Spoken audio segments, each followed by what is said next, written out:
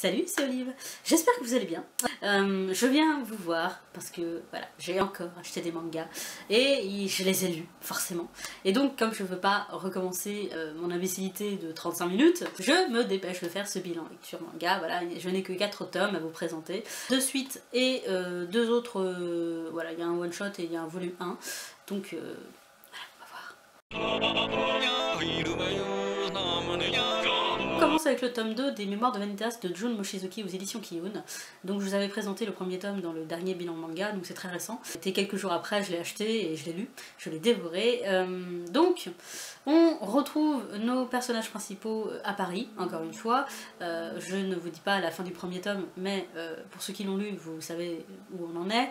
Et pour ceux qui ne connaissent pas, je vous replace juste le contexte. Il s'agit de vampires qui sont à la recherche d'un livre qui s'appelle Les Mémoires de Vanitas. Et nous avons le héros qui est juste là, qui va rencontrer un certain Vanitas à Paris et il va leur arriver des trucs. Donc on retrouve ces deux personnages exubérants dans les rues parisiennes. Il se trouve que ils viennent de subir une attaque et ils en sont sortis, évidemment. Mais voilà, il y a des mystères qui sont encore dévoilés. Il y a des secrets qui sont dans l'ombre.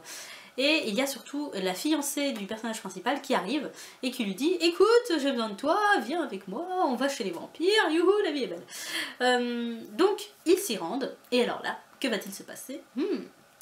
J'ai beaucoup aimé ce deuxième tome parce que c'est dans la continuité. C'est toujours aussi drôle, c'est toujours aussi bien trouvé, c'est toujours aussi beau à regarder. On continue dans les mystères, dans le passé sombre du héros, puisqu'il y a tout un passage où on découvre son passé. On continue à découvrir le monde des vampires qui n'est pas simple et qui voilà, est régencé par des tonnes de règles et qui sont parfois dures, mais qu'il faut accepter. Que dire d'autre sur ce tome, à part que je veux la suite? Je suis désespérante. Mais oui, c'est un deuxième tome qui promet de belles choses, qui promet surtout un méchant particulier, parce qu'on retrouve le méchant dans ce deuxième tome, et on se doute qu'il y a quelque chose de plus gros derrière. Et ça donne très envie de lire la suite, parce qu'on se dit mais comment ça va se passer, comment les choses vont s'agencer, qu'est-ce qui va en sortir, et comment les héros vont se débrouiller face à ce méchant qui, à la première vue, semble omnipotent. Donc en fait c'est un tome qui amène plein de choses et qui en amène d'autres, qui amène plein de questions. On est pris par l'ambiance, on est pris par le rythme, et forcément voilà, on s'attache au personnage, on s'attache à ce qui se passe, et on a envie d'en savoir plus. Donc voilà, c'était un très bon deuxième tome, et si vous n'avez pas commencé la série, je vous la conseille. Et voilà, si vous l'avez continué, voilà, c'est très bien, on se retrouve pour le tome 3. Love Baka de Shushushu Sakurai, ça c'est un nom, aux éditions Kurokawa. J'en avais entendu parler sur internet, et il se trouve que c'est un josei, donc c'est une histoire d'amour pour pour jeunes femmes et femmes adultes. Donc je me suis dit ça c'est sympa parce que j'ai pas lu beaucoup de josei et je voulais en découvrir. En plus ce manga avait l'air assez drôle. Il s'agit de la relation entre un éditeur qui autrefois éditait des seinen, si je ne me trompe pas, et qui va se retrouver malgré lui à éditer des shoujo, et une jeune auteure de manga qui n'a pas encore publié beaucoup de choses et qui a du mal à tenir ses délais. Donc, qu'en pensez de ce premier tome? J'ai aimé, j'ai trouvé ça drôle. Voilà, l'auteur de manga est assez délurée, elle tombe vite dans ses fantasmes, elle s'exprime avec des bruits, enfin, elle est très exubérante. Et l'éditeur, lui, est assez drôle, il est assez cynique, il est assez dur avec elle. Donc, quand on les a tous les deux, ça fait des dialogues assez explosifs. Mais d'un autre côté, c'est assez attendu. Il n'y a pas beaucoup de suspense. On se doute de ce qui va se passer par la suite. Et de ce côté-là, j'étais un peu déçue parce que je m'attendais à un peu plus de curiosité, un peu plus de surprise, je sais pas. Mais bon, ça reste un très bon premier tome. On découvre le monde de l'édition. Il y avait le manga Bakuman qui en parlait. Là, on le découvre sous un nouveau jour, un jour un peu plus déluré, un peu plus fantasque. Et c'est sympa. C'est sympa à lire, c'est sympa à découvrir. Donc moi, j'ai bien aimé. les dessins sont pas mal, hein, vous pouvez voir sur la couverture. Donc je ne peux que vous conseiller, si vous avez envie de lire un petit josei dans le monde du manga, allez-y. On reste dans le josei avec le tome 5 de Perfect World de Rie Haruga aux éditions Akata. Celui-là je l'attendais, hein, parce que le tome 4 m'a brisé le cœur. Je vous dis pas pourquoi, mais voilà, si vous l'avez lu, vous savez de quoi je parle. Et donc dans ce tome 5, que se passe-t-il? Malheureusement pour moi, dans ce tome 5, c'est toujours aussi la merde, hein, pour les deux héros. Il y a des contraintes, voilà, ils se sont éloignés et malheureusement ils vivent leur vie chacun de leur côté, mais c'est pas toujours rose. On est plus du côté de l'héroïne, Kawana, qui tente de refaire sa vie auprès de ses parents, notamment de son père qui est malade. Et cette fois, on va la voir du côté spectateur, puisque elle va rencontrer une jeune femme handicapée qui est en couple, et elle va en fait voir de loin cette idylle qui n'est pas simple évidemment. Elle va se retrouver du côté de ceux qui ont vu en fait son couple, et elle va tenter de comprendre les sentiments de cette jeune femme qui est handicapée, et elle va essayer de les prendre un peu sous son aile. Et avec cette nouvelle amitié, elle va réaliser beaucoup de choses. Que penser de cette suite? C'est toujours aussi bien. Alors évidemment on est frustré parce que on aimerait que les choses entre Kawana et son copain s'améliorent. Bon, c'est pas pour tout de suite. On est touché évidemment par Kawana qui fait des efforts. J'ai trouvé le fait que cette fois Kawana se retrouve spectatrice et pas actrice du côté du handicap était assez intéressant, parce que ça remet les choses en place et ça lui permet de voir les choses sous un autre angle en fait. Et ça nous permet à nous aussi de réaliser d'autres choses et de comprendre l'évolution du personnage. Et ça c'était bien trouvé.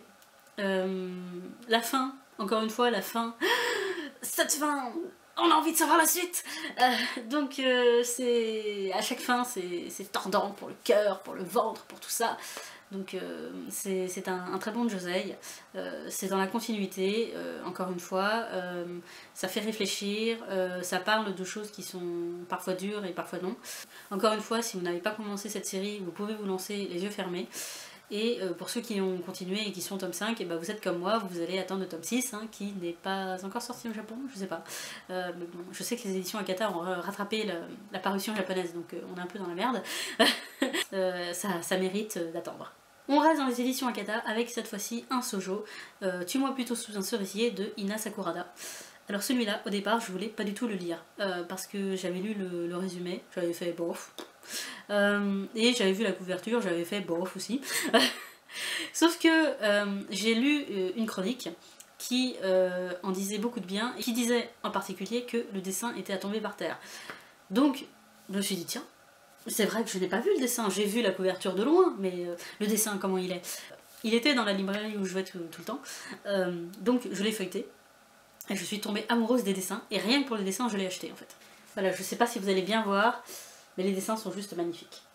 Donc pour ceux qui aiment les beaux caractère design, vous pouvez vous lancer sur ce manga, parce que c'est juste magnifique à regarder. Juste, tu lis pas les dialogues, tu fais que regarder les images, c'est génial. Mais de quoi ça parle? Évidemment, parce que ça parle d'une histoire, hein, y a bien quelque chose à dire. Il se trouve que Yukino est une lycéenne toute banale, elle a sa petite vie de lycéenne, mais un soir, elle reçoit un SMS de sa meilleure amie, Sao, qui lui dit « fuis ». Alors, elle s'étonne, parce que ça veut rien dire. Donc elle l'appelle, elle lui envoie des SMS, mais Sao ne répond pas. Et pour une bonne raison, c'est que le lendemain, en arrivant au lycée, elle apprend que Sao s'est suicidé.